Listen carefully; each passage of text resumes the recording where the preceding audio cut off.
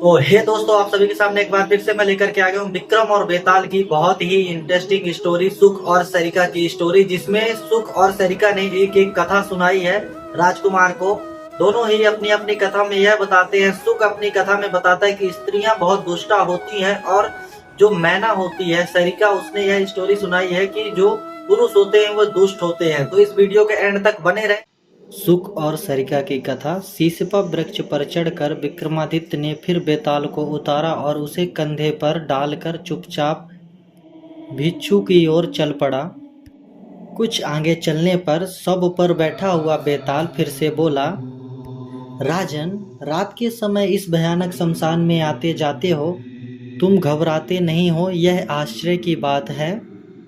लो, तुम्हारे जी बहलाने के लिए मैं फिर से एक कथा सुनाता हूँ।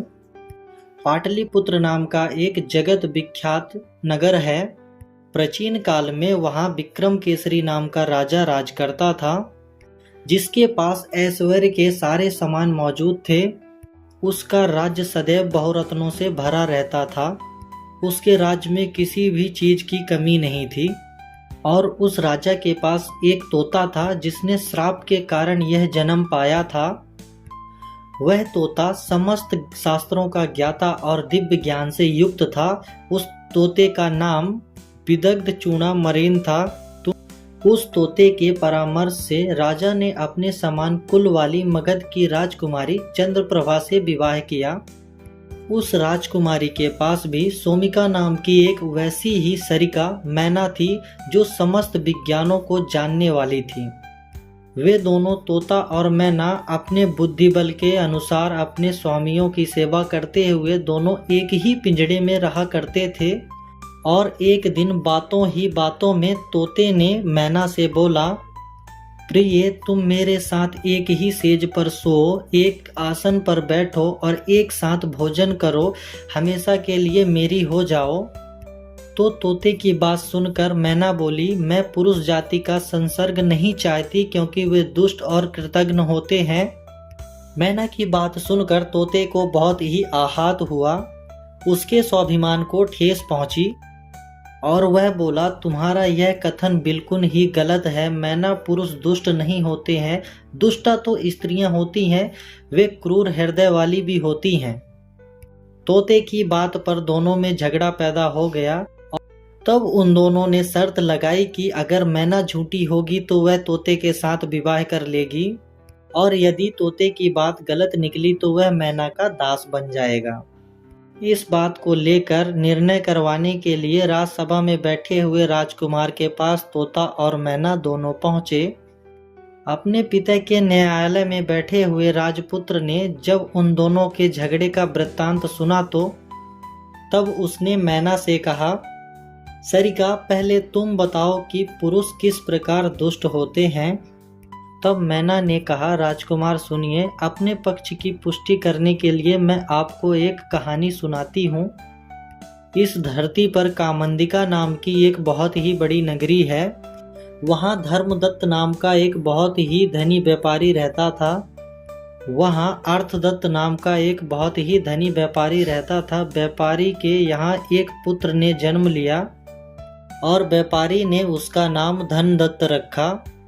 धनदत्त जब कुछ बड़ा हुआ तो उसके पिता की मृत्यु हो गई। पिता की मृत्यु के बाद धनदत्त बिल्कुल अकेला हो गया और वह बुरे लोगों की संगति में उठने बैठने लगा। उसके कुछ धूर्त मित्रों ने जुआ आदि दुर्व्यसनों में उसे डाल दिया। थोड़े ही दिनों में इन व्यसनों के चलते धनदत्त का सारा धन जाता रहा। लज्जावश वह स्वदेश छोड़कर विदेश भ्रमण हेतु चल दिया। तब चलते चलते वह चंदन नगर नाम के एक गांव में जा पहुंचा। वह भोजन के निमित्त से उसने एक व्यापारी के घर में प्रवेश किया। व्यापारी ने धनदत्त को कुलहीन परिवार का समझकर उसका कुल आदि पूछा और फिर आदर सहित उसे अपने घर के अंदर ले गया। व्यापारी धनदत्त के व्यवहार से इतना खुश हुआ कि उसने अपने बेटी रत्नावती नाम की लड़की थी, उसने अपने बेटी का विवाह उसके साथ कर दिया और साथ में दहेज में बहुत सारा धन दिया। शादी के बाद धनदत्त अपने ही ससुराल में रहने लगा। कुछ समय बीतने के बाद वह सुख के कारण वह अपनी पिछली दुर्गति भूल गया। धन मिलने के कारण वह फिर से उन व्यसनों में फंस गया और स्वदेश जाने के लिए उद्यत हो गया। रत्नावती अपने माता पिता की इकलौती संतान थी, अतः वह व्यापारी उसे अपने पास से दूर नहीं जाने देना चाहता था। लेकिन उस दुष्ट ने बड़ी कठिनाई से किसी तरह उसे अनुमति देने के लिए विवश कर दिया। एक वृद्धा के साथ गहनों से अलंकृत अपने पत्नी को लेकर वह उस देश से चल पड़ा। चलते चलते वह बहुत दूर तक जंगल में जा पहुंचा। वहां चोरों का भय बताकर उसने अपनी स्त्री से सारे गहने उतरवा कर अपने पास रख लिए। धन के लोभ से उस पापी ने अपनी गुणवती स्त्री और उस वृद्धा को एक खंदक में धकेल दिया। खंदक में गिरते ही वृद्धा तो मर गई, लेकिन उसकी पत्नी झाड़ियों में फंसने के कारण उसकी पत्नी जीवित रह गई, नहीं मरी। किसी तरह वह रोती बिलखती उस खंदक से बाहर निकल आई। उसका शरीर छत बिछत हो गया था। जगह जगह राह पूछती वह बड़ी कठिनाई से अपने पिता के घर पहुंच गई। अचानक इस रूप में उसके लौट आने पर उसके माता पिता सदमे में आ गए। उन्होंने कारण पूछा तो रोते रोते उसने कहा, पिताजी, डाकुओं ने हमें मार्ग में लूट लिया। वे मेरे पति को बांधकर ले गए। उन्होंने मुझे और वृद्धा को खंदक में फेंक दिया। वृद्धा तो मर गई, किंतु ईश्वर की कृपा से मेरे प्राण बच गए। मैं खंदक में चीखती चिल्लाती रही। देवयोग से एक पथिक ने मेरी आवाज़ सुन ली और मुझ पर कृपा करके मुझे खंदक से बाहर निकाला। मैं किसी प्रकार मार्ग में राहगीरों से रास्ता पूछती हुई यहाँ तक पहुँची हूँ। बेटी के मुख से उसकी विपदा का हाल सुनकर उसके माता पिता ने उसे धीरज बंधाया। तब वह सती अपने पति का ध्यान करती हुई माता पिता के पास ही रहने लगी। उधर उसके पति ने स्वदेश पहुंचकर थोड़े ही दिनों में अपने साथ लाया हुआ धन जुए आदि में गंवा दिया। जब वह बिल्कुल कंगाल हो गया तो उसने सोचा, क्यों ना अपने ससुर के पास जाकर फिर से धन मांग लाऊं। मैं उनसे कहूँगा कि उनकी पुत्री उसके घर भली प्रकार से रह नहीं सकी। ऐसा विचार कर वह ससुराल की ओर चल पड़ा। जैसे ही वह ससुराल के करीब पहुंचा, छत पर खड़ी उसी दिशा में देखती हुई उसकी पत्नी ने उसे पहचान लिया और तुरंत दौड़ते हुए नीचे उतर आई। दौड़कर वह उस पापी के चरणों में जा गिरी। डरे हुए अपने पति से उसने यह सारा वृत्तांत कह सुनाया कि पहले किस प्रकार उसने झूठ मूठ अपने पिता से डाकुओं के उपद्रव की बात कही थी। सारी बात जानकर धनदत्त में हौसला पैदा हो गया और उसने निर्णय लेकर अपने ससुर के घर में प्रवेश किया। उसके ससुर ने प्रसन्नता पूर्वक अपने दामाद का स्वागत सत्कार किया। इस प्रसन्नता में कि उसका दामाद डाकुओं के गिरफ्त से जीवित बचकर आया है, उसने अपने मित्रों और सह संबंधियों को बुलाकर महाउत्सव मनाया। तत्पश्चात धनदत्त वहां अपनी पत्नी सहित अपने ससुर के धन पर फिर से मौज करने लगा। और फिर एक दिन उस दुष्ट ने अपनी गोद में सोई हुई पत्नी की हत्या कर दी और उसके सारे गहने लेकर चुपचाप अपने देश की ओर चला गया।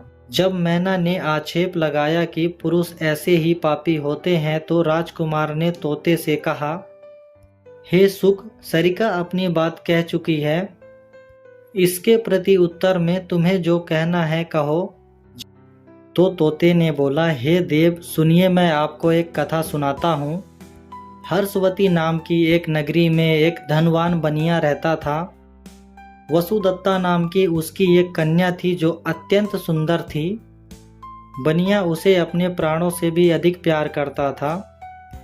उसने अपने उस कन्या का विवाह समुद्रदत्त नाम के एक युवक के साथ कर दिया, जो सज्जनों के निवास स्थान ताम्रलिपि में रहता था। समुद्रदत्त सज्जन था।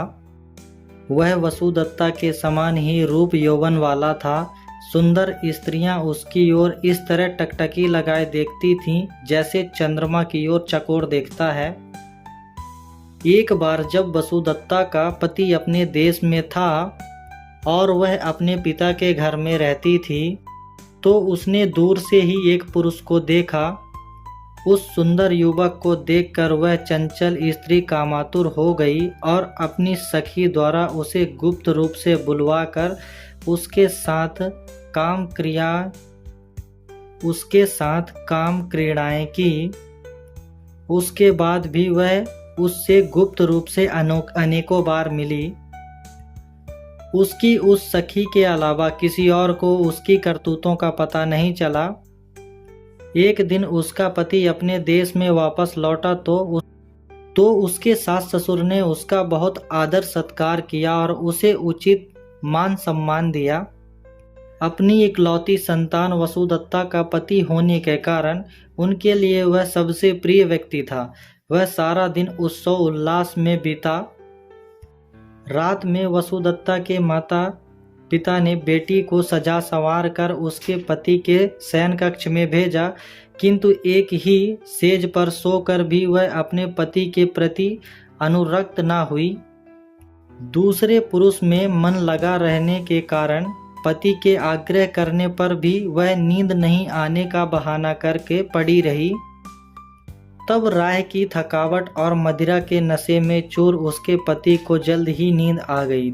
धीरे धीरे घर के सब लोग सो गए, किंतु करवट लिए वसुदत्ता जागती हुई अपने प्रेमी के विचारों में खोई रही। तभी एक चोर उसके महल में दाखिल हुआ और वसुदत्ता जागता हुआ महसूस कर एक अंधेरे कोने में सिमट कर खड़ा हो गया। वसुदत्ता अपने प्रेमी से मिलने को बेचैन हो रही थी। उसने अपने प्रेमी से दिन में ही यह मालूम कर लिया था कि रात के समय उन्हें कहाँ मिलना है। अतः वह चुपचाप उठी और खूब गहने पहनकर सज संवर कर अपने प्रेमी से मिलने महल से निकल पड़ी। यह देखकर उस चोर को बहुत आश्चर्य हुआ। उसने सोचा कि जिन गहनों की चोरी करने मैं यहाँ आया हूँ, वह गहने तो यह स्त्री पहनकर बाहर जा रही है, अतः मैं इसका पीछा करके यह तो देखूं कि यह कहाँ जा रही है। रास्ते में ही इसके गहने लूट लूंगा। यह सोचकर वह चोर चुपचाप उसके पीछे पीछे छिपकर चल दिया। कुछ दूर जाने पर चोर ने देखा कि वणिक पुत्री एक सखी उसके लिए कुछ फूल और मालाएं लिए एक उद्यान में घुस गई, जहां उसके प्रेमी ने उससे मिलने का वचन रखा था। वसुदत्ता जब प्रेमी द्वारा बताए मिलन स्थल पर पहुंची तो उसने अपने प्रेमी को एक वृक्ष पर मृत अवस्था में लटका हुआ देखा। हुआ यूं था कि जब वह युवक चोरी छिपे उद्यान में प्रवेश कर रहा था तो नगर के रक्षकों ने उसे चोर समझकर उसे पीट पीट कर मार डाला। फिर उसी उद्यान में उसके गले में फांसी का फंदा डालकर उसे वृक्ष में लटका दिया। अपने प्रेमी को इस अवस्था में देखकर वसुदत्ता स्तब्ध रह गई और वह यह देखकर बहुत दुखी हुई और जोर जोर से रोने लगी। भूमि पर गिरकर जोर जोर से विलाप करने लगी। जब वह कुछ चैतन्य हुई तो उसने अपने प्रेमी को वृक्ष से उतारकर भूमि पर रखा और उसे फूलों से सजाया। प्रीति और शोक में उसका हृदय विवेक शून्य हो गया था। उसने उस निष्प्राण शरीर का आलिंगन किया और उसका मुख ऊपर उठाकर यह ज्यों ही उसका चुम्बन करने लगी, त्यों ही उसके प्रेमी के शरीर में बेताल प्रविष्ट हो गया। अचानक अपने दांतों से उसकी नाक काट ली। पीड़ा से चिलमिलाकर वसुदत्ता तुरंत उससे दूर हट गई, लेकिन इस विचार से कहीं वह जीवित तो नहीं है। वह अभागिनी फिर से आकर उसे देखने लगी। जब उसने देखा कि उसके शरीर में बेताल चला गया है, वह निश्चेत तथा मृत है, तब वह डर गई और रोती रोती धीरे धीरे महल की ओर लौट पड़ी। उस चोर ने छिपकर यह सारी बातें देखी। उसने सोचा, इस पापनी ने यह क्या किया। अरे स्त्रियों का हृदय तो बहुत भयानक, घने अंधेरे से भरा, अंधे कुएं के समान गहरा होता है। चलूं देखूं अब यह क्या करती है। ऐसा सोचकर कौतूहल के कारण वह दूर से ही फिर उसका पीछा करने लगा। वाणिक पुत्री अपनी उस कोठरी में पहुंची जहां उसका पति सोया पड़ा था। तब वह जोर जोर से रोती हुई चिल्लाने लगी, बचाओ बचाओ, पति के रूप में इस दुष्ट ने मेरी नाक काट ली है। इस तरह बार बार उसका रोना चिल्लाना सुनकर उसके कुटुंबी जन और माता पिता सभी घबराए हुए जाकर उसके शयन कक्ष में पहुंचे। वहां पहुंचकर जब उसके पिता ने देखा कि वसुदत्ता की नाक कटी हुई है और उसकी नाक से रक्त बह रहा है, तब उसके पिता ने क्रोध में आकर अपने जमाता को भारिया द्रोही जानकर रस्सी से बांध दिया। वसुदत्ता की बातें सुनकर उसका पिता तथा अन्य सभी लोग समुद्रदत्त के प्रतिकूल हो गए थे, अतः बांधे जाने पर भी उसने गूंगे की तरह कुछ न कहा। इसी तरह धीरे धीरे रात बीत गई। यह सोचकर तब सब कुछ जानता हुआ चोर वहां से चुपचाप चला गया। समुद्रदत्त का ससुर वह बनिया उसे तथा अपनी बेटी की नाक कटी हुई लेकर के राजा के दरबार में पहुंचा। सारा वृत्तांत सुनने के बाद राजा ने समुद्रदत्त को दोषी मानते हुए प्राण दंड की आज्ञा दे दी। अतः जब बांधकर उसे वध स्थल की ओर ले जाया जा रहा था, तब राजा के आदमियों के पास आकर बोला, हे अधिकारियों, अकारण ही इस व्यक्ति को प्राण दंड नहीं देना चाहिए। यह निर्दोष है, सारी बातें मैं जानता हूँ। तुम लोग मुझे राजा के पास ले चलो जिससे मैं उन्हें सारा वृत्तांत कह सकूं। उसके ऐसा कहने पर कर्मचारी उसे राजा के पास ले गए। वहां अभयदान मांगकर उस चोर ने आरंभ से उस रात की सारी बातें राजा को कह सुनाई। उसने राजा से कहा, महाराज, यदि आपको मेरी बातों पर विश्वास ना हो तो सत्य की स्वयं ही जांच करवाएं। इसकी कटी हुई नाक अब भी उस सब के मुंह में है। यह सुनकर राजा ने देखने के लिए अपने अनुचरों को उद्यान में भेजा। जब सच्चाई मालूम हुई तो उसने समुद्रदत्त को रिहा कर दिया। राजा ने उस दुष्टा पत्नी के कान भी कटवा दिए और उसे देश निकाला दे दिया। उसने उसके ससुर की सारी धन संपत्ति भी जब्त करा ली। इतना ही नहीं, उस चोर से प्रसन्न होकर उसे नगर का अध्यक्ष भी नियुक्त कर दिया गया। इतनी कथा सुनाकर तोते ने राजा से कहा, हे राजन, इस संसार में स्त्रियां ऐसी दुष्टा और स्वभाव से विषम होती हैं। इतना कहते ही उस तोते पर से इंद्र का श्राप जाता रहा और वह चित्ररथ नाम का गंधर्व बनकर दिव्य शरीर धारण कर स्वर्ग को चला गया। उसी तरह तत्काल ही मैना का श्राप दूर हो गया और वह भी तिलोत्तमा नाम की अप्सरा बनकर स्वर्ग को चली गई। यह कथा सुनाकर बेताल ने विक्रमादित्य से पूछा, राजन, तोता मैना का अपने अपने आपेक्षों का निवारण हो गया था।